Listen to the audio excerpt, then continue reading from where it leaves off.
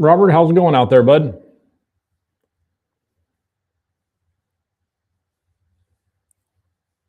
I'm ready to get it started.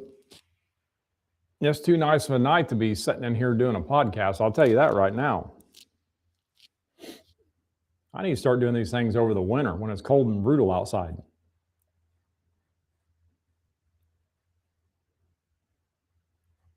Who else we got on here right now?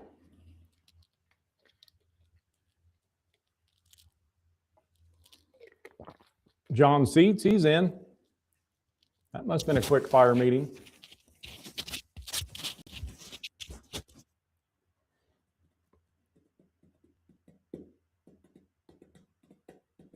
We got people still hopping on here, so we'll see how we get up to here. Ricky, good to see you on here, bud.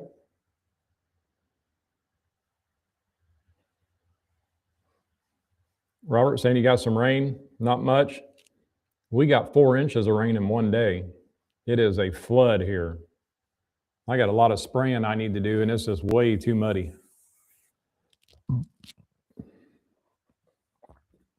That's why I had to cancel last night's show, is because we still didn't have any Wi-Fi. We had bad storms roll in, actually 3 different times on Monday, from Monday morning to Monday evening late.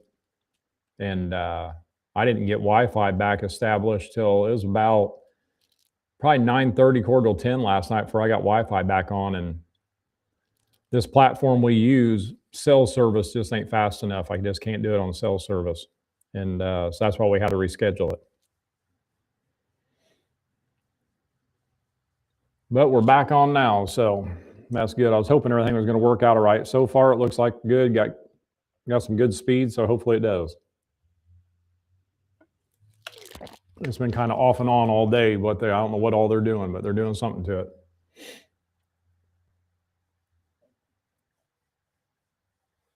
Let a few more people jump on here and do some talking about some shielding bedding. Hope you guys got some questions. If not, it's going to be a short show because there's not a whole lot to talk about when it comes to shielding bedding. I think we've had a few of these shows here last month or so has been pretty. The educational part's been kind of short on it, so excuse me.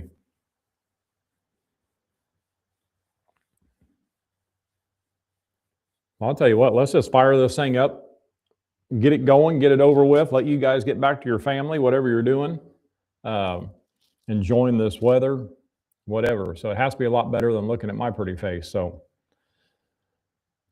tonight's show is about shielding bedding, which is kind of funny because that is actually a mix that we used to have. It was a perennial mix of switchgrass, Indian grass, and blue stem, and very good mix. Very, very expensive mix as well. That's one reason we don't have it anymore. If I personally was going to put an area in that I want for a shield or bedding, and I know I want it there for a lifetime, I'll always go with a perennial type mix. I'll never go with this switchgrass. I'll always have Indian and blue stem mixed in with it for the strength of the plant or of the shield. But again, you're talking about a lot of money. So sometimes it's easier and cheaper. I mean, you can plant this bag right here for a shield. About 9 years in a row for what it's going to cost you for a good perennial mix. That's going to be a lifetime plant there. So this depends on what you want to do. If you want to throw the money out ahead of time, get it done and over with. The only negative thing about these perennial mixes out there, you're looking at a mix that when you look at switchgrass with Indian and blue stem in with it, you're looking at the plants that are the first year is only going to give you about 2 foot height. The second year, you're going to get up about 4 foot. Then into that third year, that's when you're going to get full growth, and then you can manage it from there. About every 5 years, I like either mowing it down or burning it off to get that fresh growth going. The good thing about it is it's going to go to full potential that year that you burn it. You're not going to have them 3 steps again, 3 different years. Again, we don't carry that mix anymore. It's just because it is so expensive, and it takes a lot of it. So you're usually looking about about 8 pounds per acre. And that's a lot. That's a lot of seed, I'm telling you right now. Where the barricade here, you're looking at an annual variety that's going to give you at least 8 foot of growth, and it's going to give it to you the first year. Yes, it's only an annual. You got to replant it every year. But if you're like me on a lot of my areas, I like to go in. I'll make my funnels. I'll do my strategies on what I like doing the most is blocking off an area where the bucks have to come into it within bow range to see if there's any does in there. But I find myself every year sitting in a blind or a tree stand, overlooking it and thinking, man, next year I want to do it this way. Every year I change it. Some years I go back to the way I had it before, a couple of years before that. Other years I change it completely. I always just do something a little different. So with a $20 bag that'll do a 6-foot strip a quarter mile long, you can play around a lot with it. And now one thing a lot of people have, before we get into the planning part of it, I get a lot of questions and a lot of concerned customers get a hold of me about the barricade that they need a little more education on it. And I blame myself some for that because I guess I need to get back on the website and start redesigning a few things on the website for the informational side on it. We're working on some now for other products. But what I find with these customers is they plant them along a tree line or they plant them in a shaded area. The barricade, it hates shade. And the closer you plant to a tree line, and it doesn't matter if you're planting a barricade or if you're planting switchgrass, if you're planting turnips, radishes, it don't matter what you're planting. The closer to the tree line that you go, the less growth you're going to get. Them trees are going to suck the nutrients. It's going to suck the moisture out of the soil. You're always going to have it. I have a power line that I do every year. That power line in the middle is funny. It's just straight across 8-9 foot. And then it gets closer to the trees. It just starts angling down to about 3 foot tall. It does it every year. It's just because the trees are sucking all the moisture away from it, stealing all the nutrients. So it's this, you want to try to get it in the sunniest area possible. That's key. But the number one thing when it comes to barricade that you really want to look at, and you want to make sure you do it the proper way. It might be a little misleading to some, because I can read off the back of the bag and it says you can plant up to into August. That is in certain climates. That's not nationwide. So on here, I'm going to tell you, you want to plant this in the spring as soon as you can, but you never want to plant it any sooner than the ground temp being less than 60 degrees. You always want that ground temp 60 degrees or warmer before you plant it. It's not like clover. You don't want to go out there and seed it or try to frost seed it or even try to plant it at a 50, 55 degree ground temp and wait for the ground temp to warm up. You want to wait till that ground temp warms up to a good 60 degrees constant ground temp before you put it in the ground. That is key. Another thing that you really need to do, you need to have a very good seed bed. You want to make a nice little firm seed bed. You don't have to go crazy on the tilling or nothing. You don't have to till down deep, anything like that. You know me, I like 1.5 inches, 2 inches when it comes to the depth of my seed bed.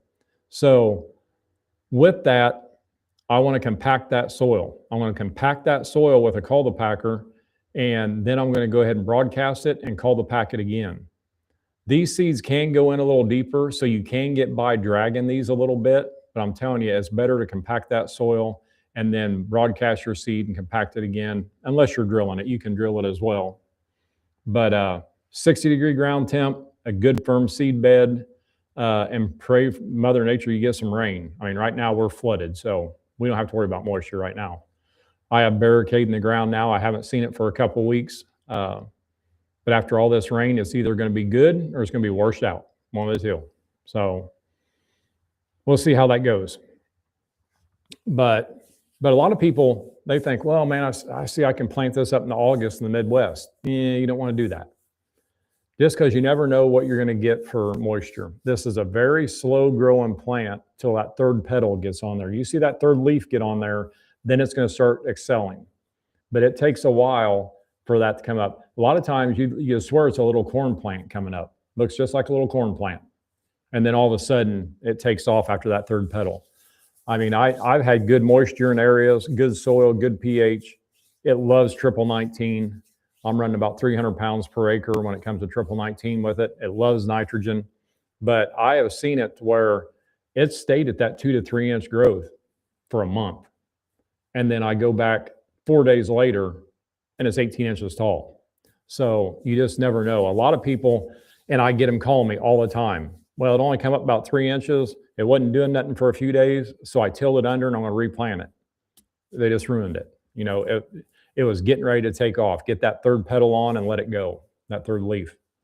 So, but again, the key thing, triple 19, I love using triple 19 with it, as long as you got the moisture. The Jolt works great. You guys heard me talk about it a million times on how I use my single boomless sprayer to spray, run down the sides and spray a sideways angle at it, let it come down on it. It works excellent. So I hammer it with Jolt every year. And I can get a good 12, 14 foot out of it if I got some good moisture and I'm using the fertilizer with it, especially the Jolt and the triple 19. Now last year, I'm not gonna lie to you, it never got 2 foot tall because we're in a drought from June to October. So when I actually mowed it down this year, it was that tall from the table. I mean, it never got any taller. So it's just one of them things that you got to give it some time. Mother Nature has to be on your side like anything else you plant. If she's not on your side, it could be the worst looking thing you ever seen. So one key thing about it, and it's very, say this little bag right here will go a 1/4 mile long, 6 foot wide. It is so easy to overseed this mix because you don't think you're putting enough on. Set that cedar light, take a walk, and don't go back over it. You're going to swear you didn't put enough on, but I promise you it's there. So when you go to overseed it like anything else, you're going to stun the growth. You're never going to get the height out of it. It's going to stun out early. You might get 3 to 4 foot of growth out of it, thicker than thick can be, and will not grow any more than that. So lighter is always better. Let's see what we got on here, guys. I thought I was going to make that take longer, but I didn't. I apologize. I say there's not much to the barricade.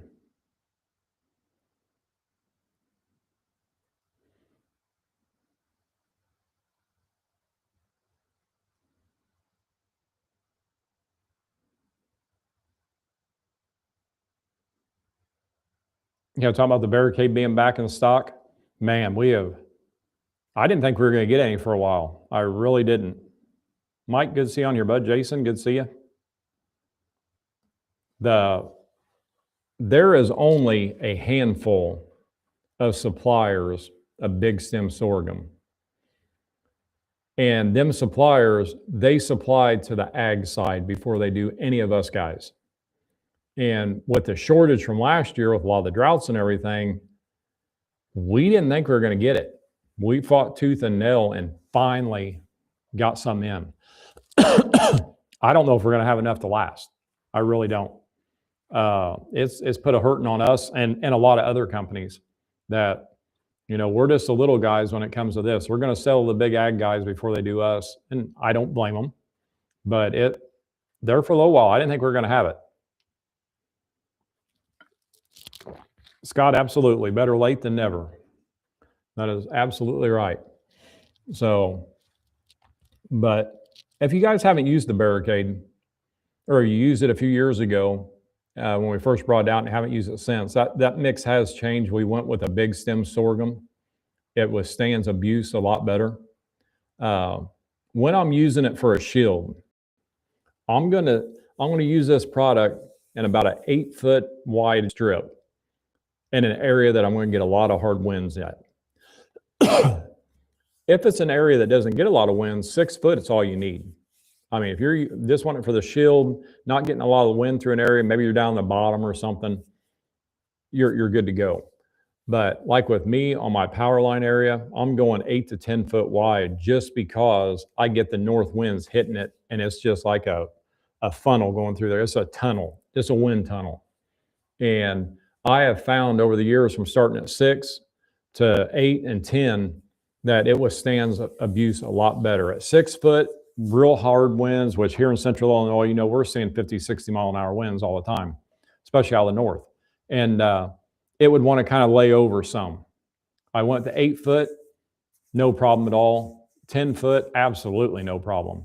So I usually run anywhere from about 8 to 10 on an area that's really hit with a lot of side winds. So, but other than that, I'm only running 6 foot for funnels, stuff like that, that I know is not going to get abused by the weather. So, and let's get back on here and see what we got.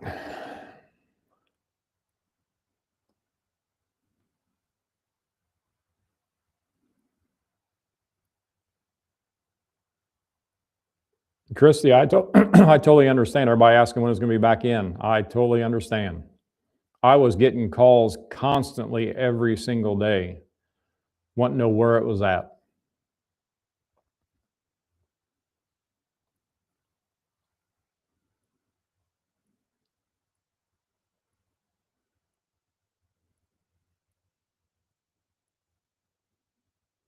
Mike, you're on here talking for everybody's information.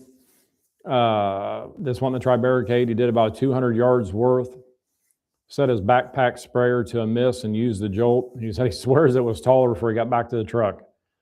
Absolutely, bud. I was using it on my yard the other night. I love using it on my yard. So Scott's asked me how do I feel about prescribed fires. I like a fire. I mean, if you're talking food plots or woods, I'm not a guy that's going to go burn my timber just because I'm the same guy that will not hinge cut. I like looking at a nice timber. Now, don't get me wrong, hinge cutting is one of the best things you can do for deer habitat. I can't do that to my timber. I want the timber looking beautiful, and to me, hinge timber, I don't like the looks of it. But again, it's one of the best things you can do for whitetail habitat. And nothing wrong with the guys that do it. My best friend does it, and it holds deer like you would not believe. I know if I did it, I could hold a lot more deer on my property than going on the neighbors, but I just can't talk myself into doing it. Same way with burning. Yes. For the habitat, for the natural browse, burning your timber is a great thing to do. Am I going to do it? No. This goes the same reason hinge cutting. Now, my food plots, I burn food plots every year. That's my favorite thing to do. Until the wind gets them out of hand, then it scares the heck out of me. But yeah, prescribed burn, I have no problem with it. It's actually great for the habitat. It's great for the soil. It's great. It's just something I don't do, but it is very, very a good practice. And you're saying woods, select areas. Absolutely. Again, like I said, you can't beat doing it. It's just something I don't do. But if I wanted to improve my timber and my woods and my natural browse and all that, it's one of the best things I could do.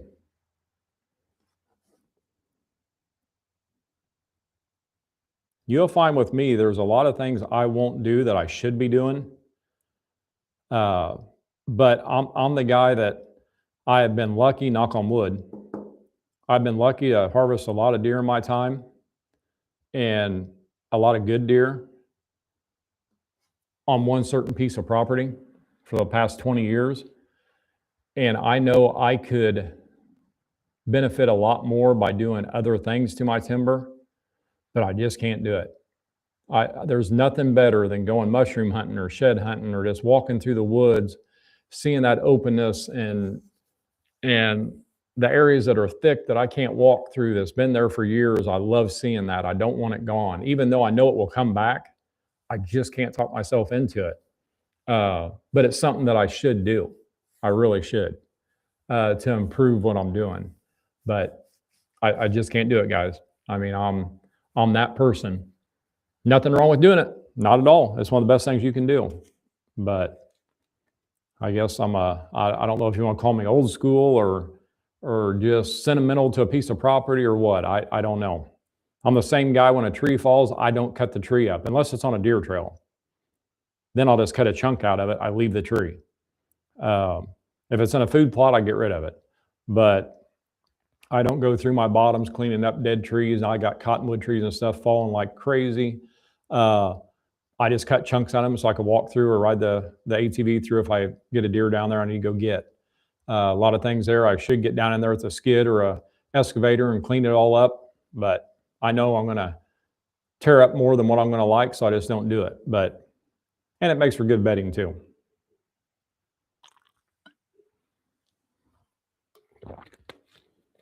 Yeah, Scott, you said you agree with not a fan of hinge cutting either. I totally understand it. Again, it's one of the best things you can do for habitat, but I just can't. I go down to my buddy's place and I see his and see how the deer hold. And a few years back down there shed hunting with him and seeing all the beds and this stuff, it's like, holy cow, this is something right here. This is a way to do it. But I just can't talk myself into it. But I love how he's held more deer now, and the deer numbers are just crazy, and he knows where they're coming from. It's just something that pretty magical compared to what it was when it was all open. And how he cut trails through it, or I should say Jim Ward cut trails through it. Jim's the one that did it all. If you guys ever want any hinge cutting or anything done, if he hasn't retired yet. I haven't talked to Jim. I usually talk to him at the Indiana show, and he wasn't there this year, so I'm wondering, he was talking about retiring. The best in the industry right there. The best, but the busiest. But just how they do that it's amazing. Amazing work.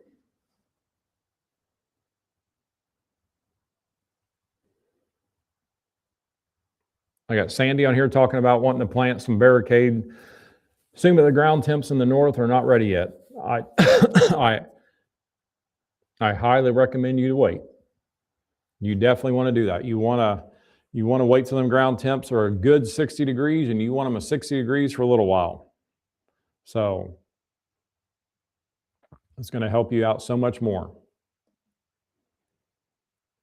You do not want to lose any germination because of ground temp being too cold. But you want to get it in as soon as you can, because like here last year, you never know what Mother Nature is going to throw to you, and it threw us a drought. It came up beautiful, and then the drought hit, and that's it. So you just never know. This year, we're as wet can be. We got 4 inches of rain Monday through 3 different storms, and but I can see coming up probably Mayish into May, middle of May into May, first part of June, I can almost see a drought again, because we get it every year. We have for the last 4 or 5 years. It's just killing us. Clover's looking awesome. I can't keep it mowed enough. It needs mowed right now, but I can't get in there. It's too wet. Need to be doing some spraying. Too wet. But all right, what kind of questions you guys got for me? I'm trying to think what I'm forgetting about barricade for you, but I don't know what it could be. There's not a lot to it. Again, wait till that ground temp 60 degrees, about 300 pounds per acre of triple 19. Give it some jolt. Yeah, after that plant gets up about 3 inches or so, get that third petal on, start hitting it with the jolt. Man, it'll grow like wildfire, I'm telling you. It's going to be slow going until it gets about that third petal on it, though, that third leaf.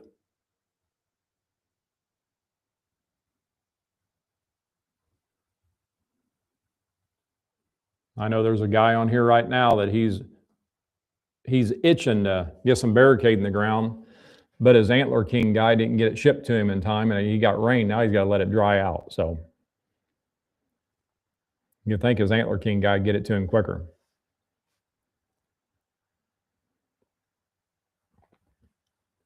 Good question, Robert. Asking, will it hurt if the weather turns cold for a few days after it started to come up? As long as you don't get a frost on it, you're good. And usually if your ground temp's at 60 degrees or warmer, it's very unlikely to get a frost. Not saying it can't happen, especially in the north, but you don't want to get that frost on it. But as in the temperature getting cooler, no problem at all. It's going to slow the growth down, but no problem at all with the seeds or anything like that. You get a frost on it, different story. One thing a lot of people, this is actually something I should be talking about or already should have talked about, because I get this question a lot. What can I spray on barricade to keep the weeds and grasses out of it? I try to tell everybody, try to make your seed bed as weed-free as possible. Get it planted. If the grasses and weeds grow up in it, let them grow up. You want it thick anyway. It's just going to give more thickness to the bottom of it, to the lower part. I have tested a few different select herbicides on it. Good and bad results depending on what I used. Sorghum is very, very finicky when it comes to herbicides, especially when it has Sudan grass mixed in with it. So I did find a herbicide that you could spray on it after it gets that third petal on it. Not before, but after. But you're looking about $350 per gallon. Let the grass and weeds grow up in it. Just let it go. That's what I do. I'm so anal about weeds and grasses. It took me 2 years of testing different things and trying some barricade. I did. Others would kill out some of the weeds and grasses, but I'd always hurt my Sudan grass that was in it, which I really want that Sudan grass in there for the thickness of it. So I would highly recommend not worrying about a herbicide and just let the weeds and grasses go. The only issue you can have with weeds and grasses is if you have a real bad weed bed, a weed seed bed, and all them weed seeds are down there deep, you work the soil. I mean, when I'm doing my barricade, I'm always working my soil. I'm actually spraying it, working my soil, and then I'm letting it green back up, and then I'm spraying it again, and then I'll let it green back up, and I'll spray it again. This year, with the rain that we had before and now after, I was actually only able to spray it twice because I needed to get it in the ground. So I tilled the plot, I sprayed it, I tilled the plot, and then I let it green up, and then I sprayed it again, and then I came back in there and just lightly went over it with the tiller. I mean, just where I set that 3-point where it would just touch the soil, and gave me a nice little seed bed. I went over there, called the Packer Max, and went over it and broadcasted it, went over it again. And like I said, I haven't been back down there, but normally it works out really well. I know some people have areas that have a high density number of weed seed in their soil. That's where it can help. That's where it can hurt and smother out your seeds when they start to germinate. So hopefully you don't have that issue. But if you can get them plants going, then they can withstand a lot of abuse. You just got to get them germinated and up and going. So.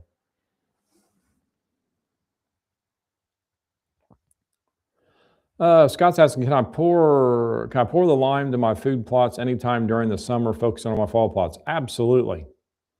You can be putting it on right now for the fall food plots. Yep. It's actually better, you know, if you're using pelletized lime, get it on 3 months ahead of time. If you're using ag lime, get it on 6 months ahead of time. Get that stuff broke down good. But yeah, you can put it on anytime, but get it on plenty early.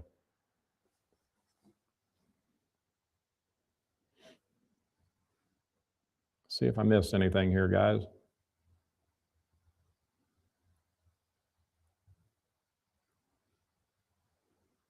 I'll look through this, and then we will discuss something about about Jolt here, because I bet you I've had this question 20 times since Monday,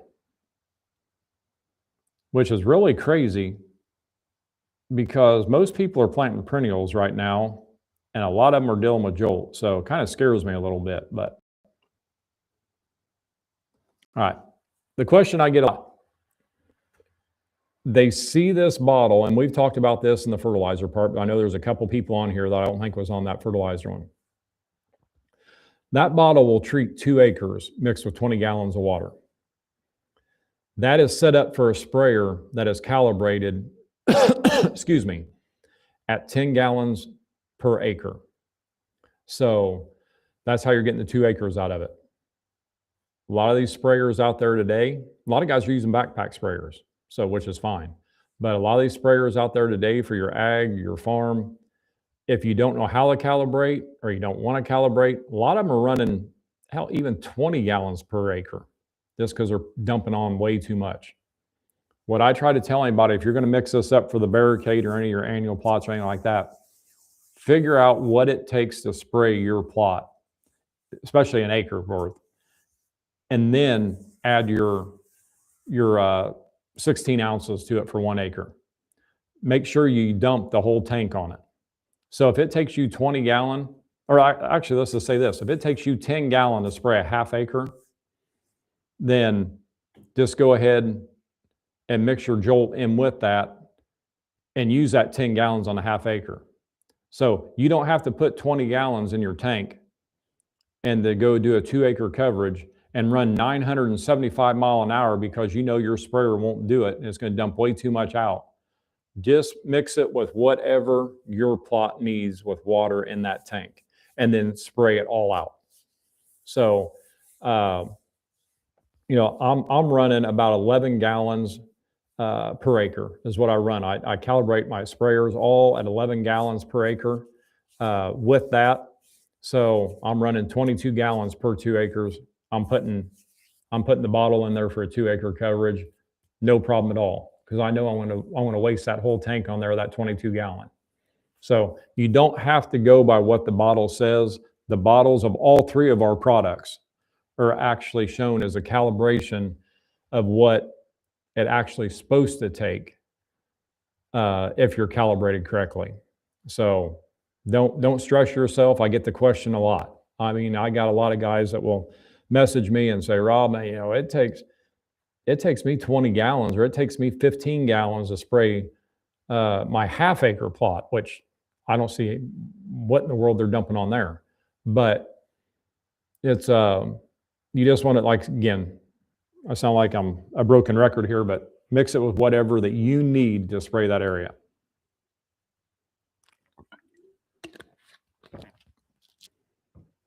All right, guys, give me some questions. We're going to be getting off here early tonight. We're pretty much talked out of everything barricade, but I'm more than happy to talk about anything else.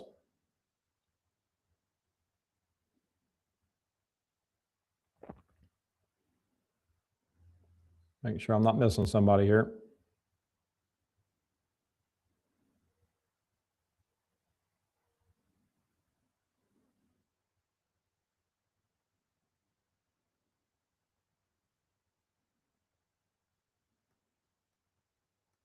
Everybody got their clover planted?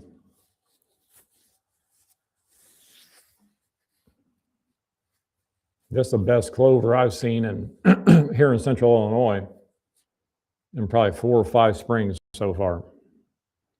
It's amazing the heat and the rain that we've had. Can't get over it, but I know it's going to change.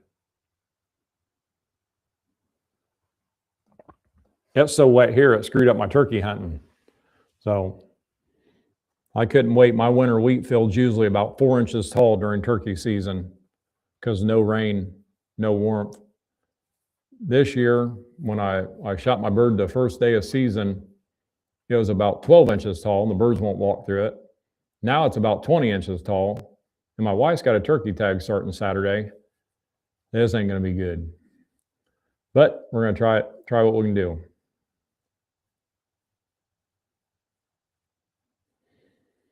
Mike, absolutely. You're asking if I use Plot Max or do I Plot Max your barricade first? I use Plot Max on everything I plant.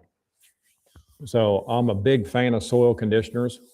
So I will always use the Plot Max prior to, and I'm always using that when I'm killing off my area before I work the soil. I'll mix it in with my herbicide, my Liberty, mix it right in with the same tank, and I'll kill off the area. And I will condition the soil at the same time.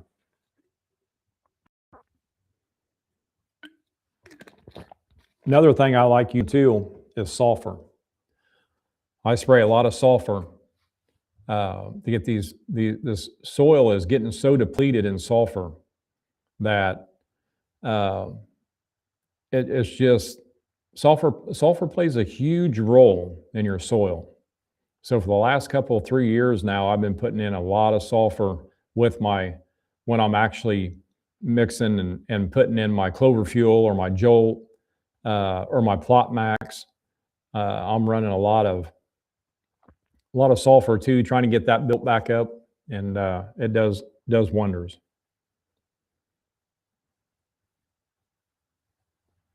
Robert, you're asking how to calibrate.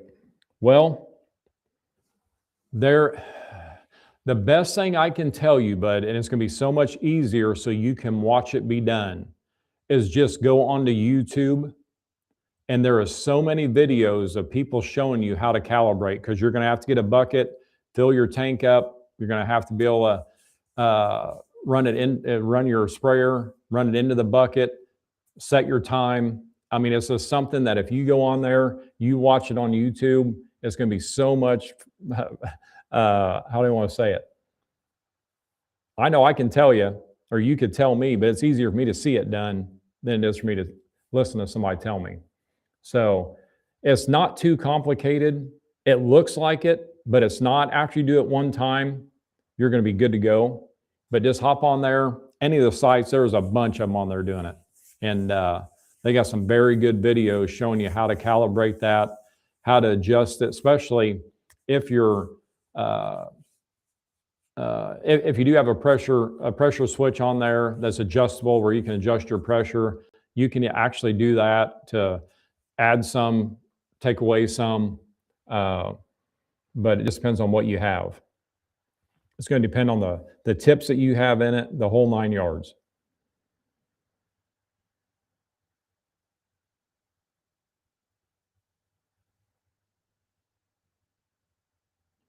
Carl Parks is actually asking, would you totally encompass a 1/2 to 3/4 acre food plot with barricade to make the buck feel like he's in a protected area, or just where you are walking in and out? Carl, using the barricade as a bedding area is a great thing to do. I have one area that I actually do that. It's about not quite a 1/2 acre that I plant every year. And what I like to do in it, when I plant this I call it a bedding area, safe zone for the deer. White-tailed deer like an entrance and an exit. So what I do is I will plant it, and after it comes up, I will take my DR brush mower, my walk-behind brush mower that's 2 foot wide, and I'll make a path through it, and I'm always zigzagging through. I'll always go in at an angle going in one end, an angle going out the other end, and then I'll get in there and walk around, and I'll stomp some areas down, because this stuff's really thick. So I kind of open it up in the center a little bit, leave some standing, but just kind of stomp it down a little bit, and it's amazing how these deer will bed in it. But as in just planting it, the deer will walk around it. They do not like going in it because it gets pretty thick. But make it to where the deer like to go in it. And I found that entrance and exit is a big thing. And then just getting in there and stomping some down around the areas, leave the outside shell of it thick, and just kick down some areas on the inside, and then they'll start working on it themselves. But yes, great question there, bud. I like that. But that is a great way to use it.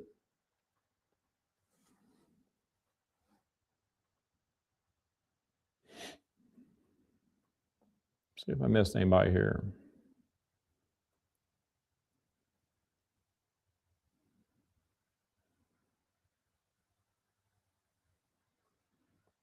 I think I got everybody caught up here.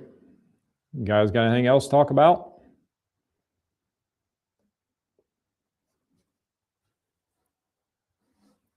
I promise if I don't know the answer, I'll make something up to make you believe it.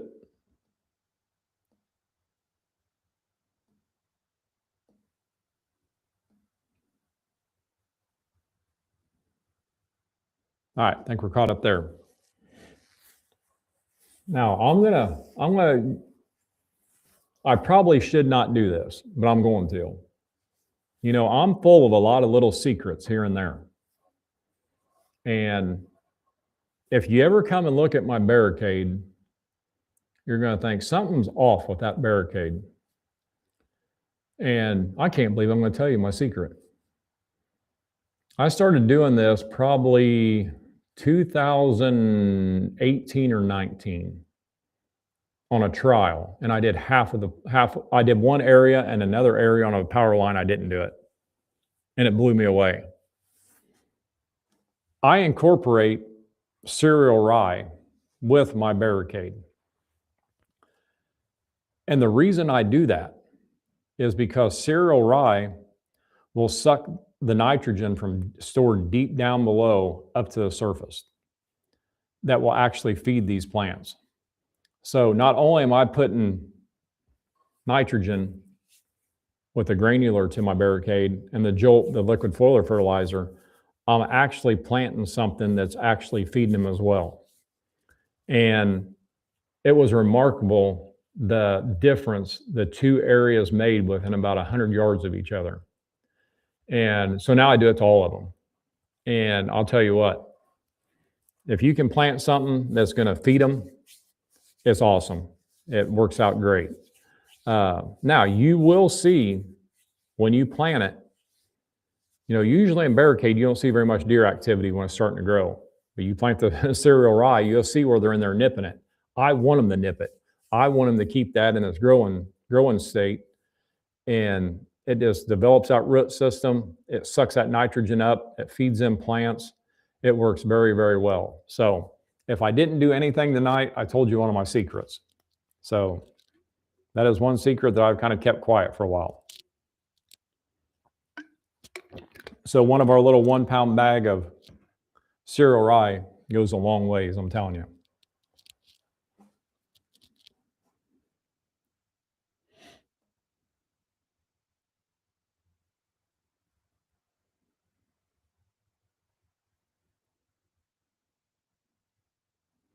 There's a question there on fertilizer asking, can you overspray the fertilizer?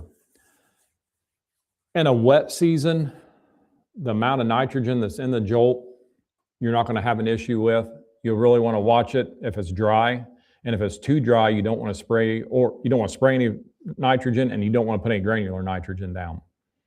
But if you got moisture in the ground, I usually will always, on the Jolt, I will always usually go by what we call for.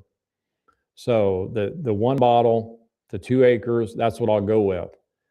But I might go back the next week or the week after that, and I'll spray it again.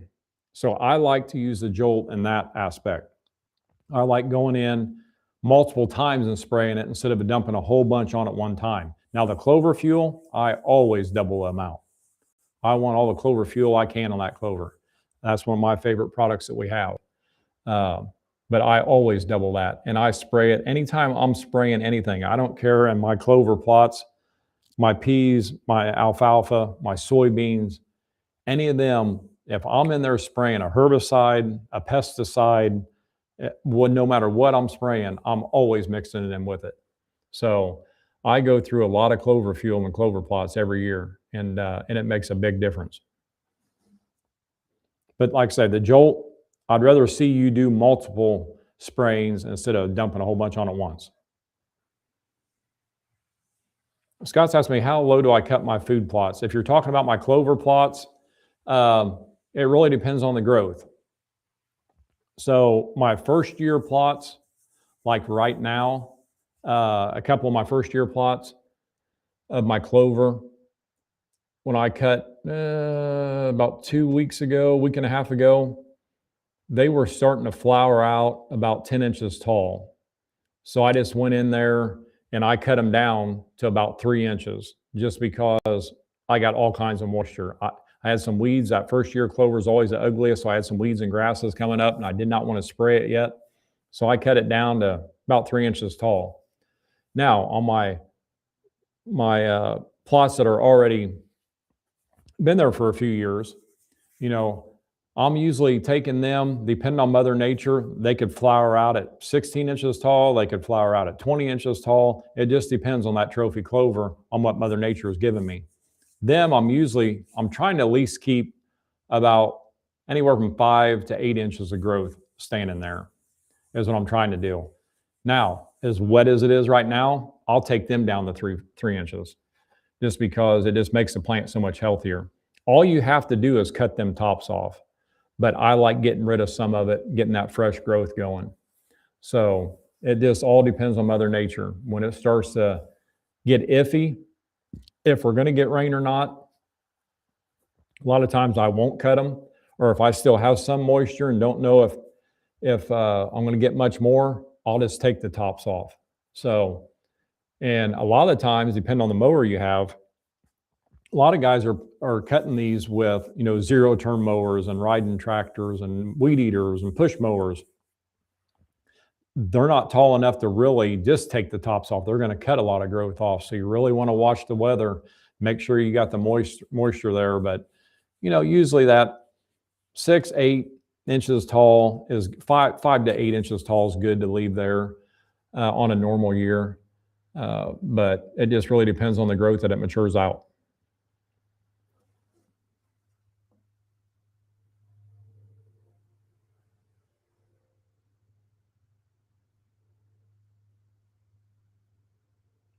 Mike, absolutely. Surrounding your barricade with trophy clover, it'd definitely help out. Yep, that clover is going to pull that nitrogen in from the atmosphere.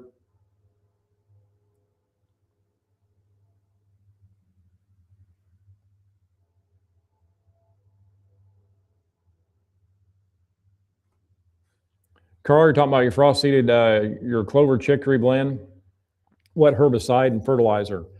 Fertilizer, you know, I'm running a granular. I'm going to run 0060 at about 250 pounds per acre.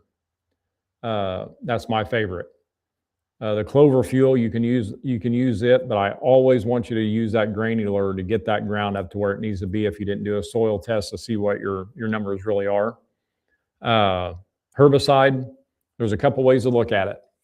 You know, you can use clethodim for a grass killer. You can use 2,4-DB, which is like your boot rack 200 for a broadleaf killer. That 2,4-DB will kill the chicory. So the clethodim is not going to hurt the chicory or the clover. The boot rack, the 2,4-DB is not going to hurt the clover, but it will kill the chicory. So if you're wanting that chicory to stay there, which I'm pretty sure you are, the only negative thing about it is it costs a lot more, and that's IMOX. IMOX is the best thing ever to use. It's going to kill your grasses and weeds out both. It will not kill the chicory or the clover if it's mixed right. You go off of the mixing on the tag. A lot of guys are like, oh, I just dumped this in. If you make it too hot, it will kill the chicory as well. So always go off. I'm usually running about no more than 6 ounces of IMOX per acre. So, I mean, it don't take very much. So, but it's the best thing to use. Now, one thing you really want to watch about IMOX is that you want to make sure that you're not planting something in the spring, going to use IMOX, and then want to plant something in the fall, because IMOX holds a residual that it will not allow your seeds to germinate that fall. So I can't remember what it is. I'm wanting to say keep on saying it's 18 months, but maybe it's not that long. I can't remember, but it will hold into the soil. So like for the clovers, I use it on my clovers that I know are going to stay my clover plots. I'll never, since I go ahead and I plant clover in all of my annual plots in the spring of the year. I will frost seed them in or wait till spring green up and overseed into them to have that clover there to feed the deer and feed the soil the nitrogen. So I'm tearing them back up in the fall to plant my annuals. I will never use IMOX on them. I will only use clethodim and the 2,4-DB because there is no residual. So do not use IMOX on something that you're going to plant in the spring and then replant in the fall, because you're not going to have very good success.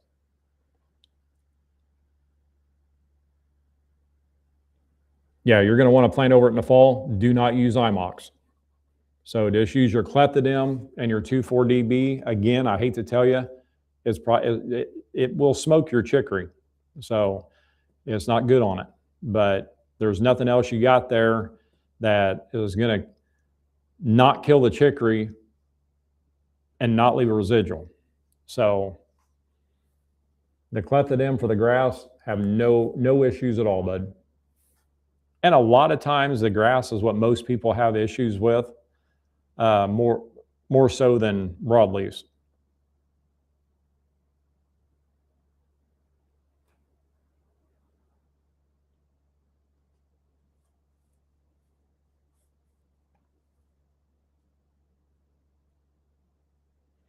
All right, let me make sure I didn't miss anybody. What else you guys got? We got a few minutes left here.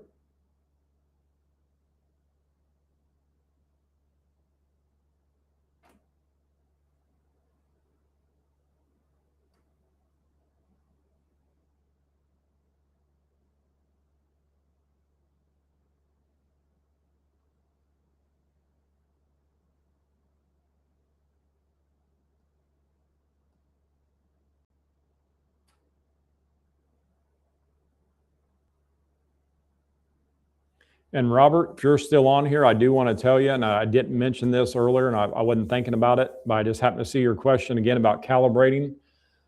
Just let you know, if you go on YouTube and you look that up, I don't know if you have or not, but when it comes to calibration, you're also going to want to know the wheel speed of your machine that you're spraying. You're going to have to calibrate that all in. So if you don't have a speedometer on there, it's very hard to do. So just kind of throwing things out there for you so you don't get on there and go, well, why didn't he say that? But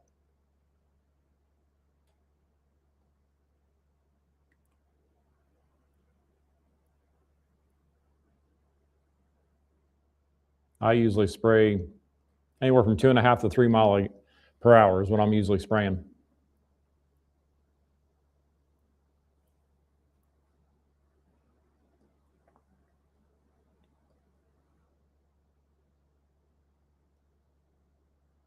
Mike, you're asking, is a new mix coming out this fall? It sure looks like it. I've been working on the bag packaging today.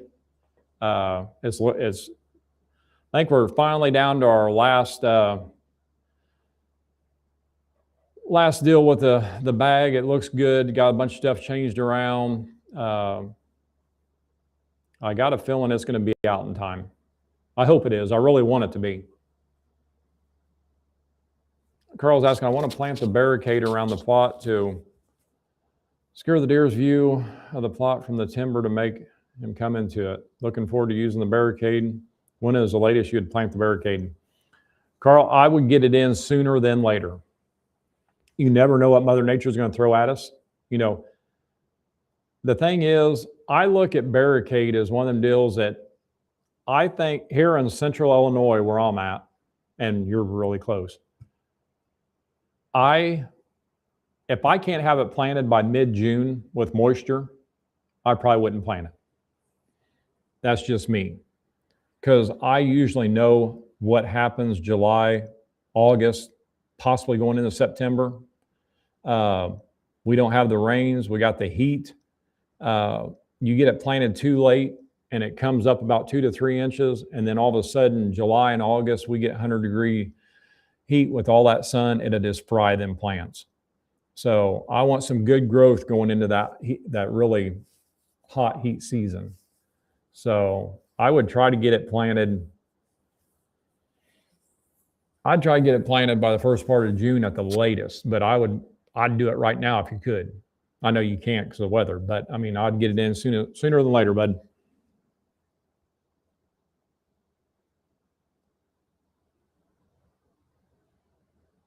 All right, guys, got a few more minutes. Anything else there?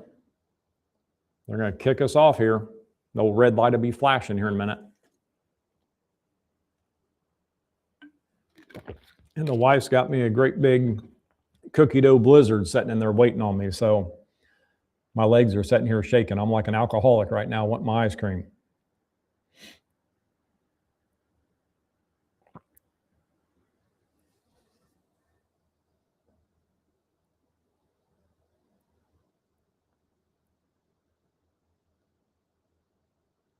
Mike, you have a good night, bud.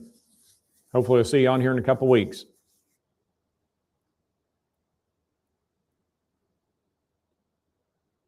All right, guys, you don't have anything else? Well, go ahead and hop off here tonight. I appreciate you guys being on here. We'll be back on here in a couple of weeks with another topic, and that one's going to be a lot more to talk about. So you guys have a great night. Enjoy this weather, and we'll talk soon. Have a good night.